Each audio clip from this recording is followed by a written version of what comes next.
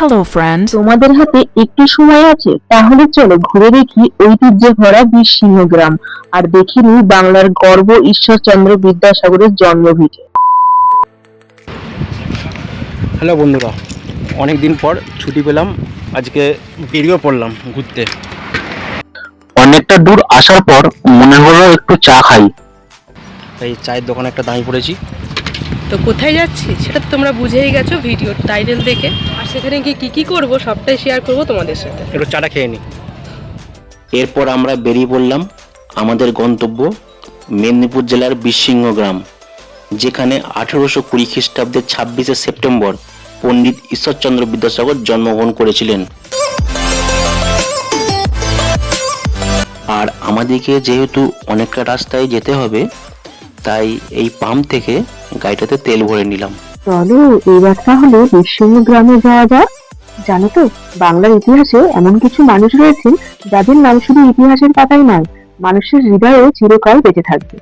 তাদের মধ্যে অন্যতম একজন হলেন ঈশ্বরচন্দ্র বিদ্যাসাগর। তার অসাধারণ জ্ঞান ও পণ্ডিত্যের জন্য তিনি পরিচিত হন বিদ্যাসাগর নামে। বেশ কিছুটা রাস্তা আসার পর চোখে পড়লো একটা বিশাল বড় সুন্দর গেট, বা প্রবেশদ্বারও বলতে পারো, যা ফুটিয়ে তুলেছে বাংলার প্রাথমিক শিক্ষার এক অমর স্মৃতি, যার নাম বর্ণপরিচয়। দেখে যেন মনে হচ্ছে একটা বইয়ের উপর আর একটা বই সাজানো আছে, যেখানে লেখা আছে বাংলা বর্ণমালার সেই পরিচিত অক্ষর অ, আ, ক, খ। এটি হলো বীরসিংহ গ্রামের শিশু উদ্যান, যেখানে ছোট ছোট বাচ্চারা এসে খেলা করে। এরপর আমরা পৌঁছে গেলাম বীরসিংহ ভগবতী বিদ্যালয়ের সামনে। এই বিদ্যালয়টি কিন্তু আর 5টা সাধারণ স্কুলের মতো নয়, এর সঙ্গে জড়িয়ে রয়েছে স্বয়ং ঈশ্বরচন্দ্র বিদ্যাসাগরের স্মৃতি। বিদ্যাসাগর নিজেই এই বিদ্যালয় প্রতিষ্ঠা করেছিলেন এবং তার মা ভগবতী দেবীর নামে বিদ্যালয়টির নাম রেখেছিলেন ভগবতী বিদ্যালয়। শুধু তাই নয়, জানা যায় বিদ্যালয়ের ক্লাসরুম তৈরির কাজে বিদ্যাসাগর নিজেই হাত লাগিয়েছিলেন। এই জায়গাটা এত সুন্দর করে সাজানো আছে, দেখে যেন মনে হচ্ছে সেই আগের দিনে ফিরে এসেছে। যে সাইনবোর্ডটা দেখা যাচ্ছে সেখানে লেখা আছে বিদ্যাসাগরের জন্মস্থান। এই রাস্তা দিয়ে আমরা আসল জায়গায় পৌঁছে যাব।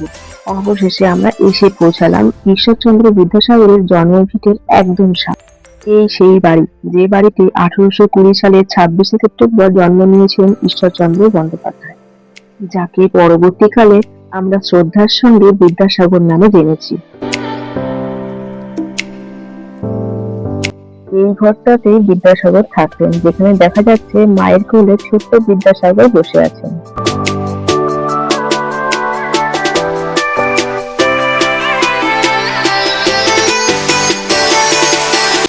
এই ঘরেতেই বিদ্যাসাগর ধীরে ধীরে বড় হয়েছেন।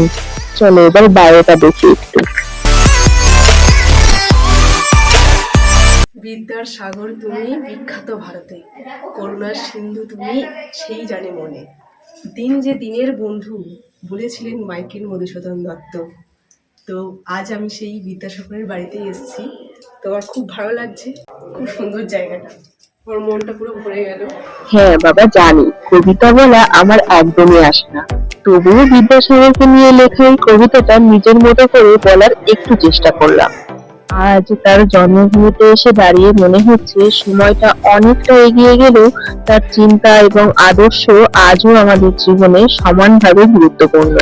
এই বাড়ির প্রতিটা অংশ যেন আমাদের মনে করিয়ে দেয় একজন সাধারণ পরিবারের জন্ম নেওয়া মানুষ কিভাবে নিজের জ্ঞান ও পরিশ্রমের মাধ্যমে গোটা সমাজকে পরিবর্তনের কারণ হয়ে উঠতে পারে।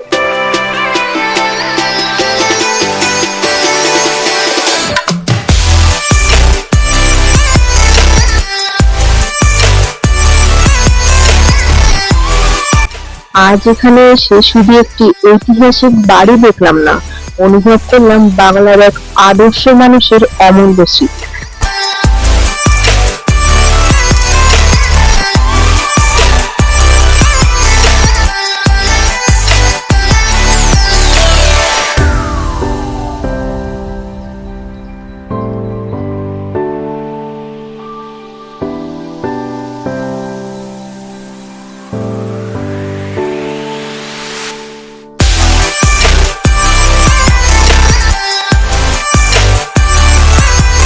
কি গো, ঘুরে দেখছো কেমন লাগছে বিদ্যাসাগরের বাড়ি?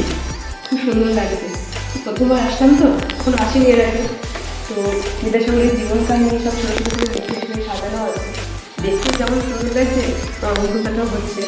খুব ভালো লাগছে এখানে এসে, বেশ শান্ত পরিবেশ।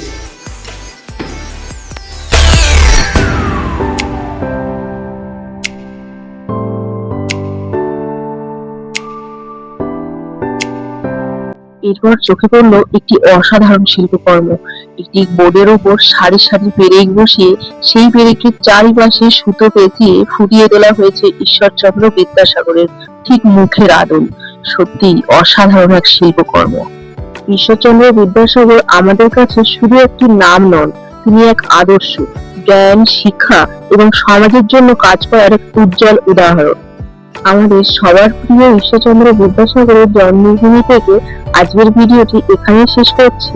তোমাদের কেমন লাগলো অবশ্যই কমেন্ট করে জানাবে।